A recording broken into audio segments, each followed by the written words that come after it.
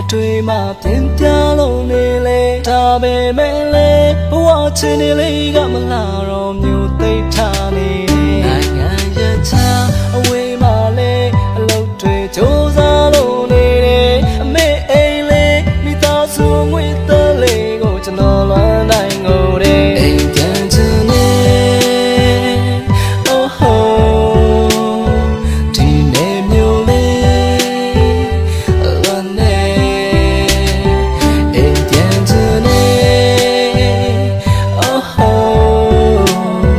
ဒီနေမျိုးလေးကျွန်တော်လွမ်းနေ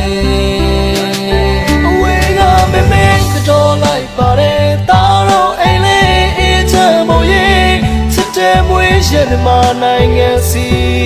အမြတ်ပြန်လာဖို့ကွယ်အတန်ပြလေးဆိုပါထားတယ်မပြေသေးတော့လွမ်းနေတိုင်းကျွန်တော်တစ်ချက်ဆိုရင်ရှိမှန်းချက်မပြေသေးဘူးပေါ့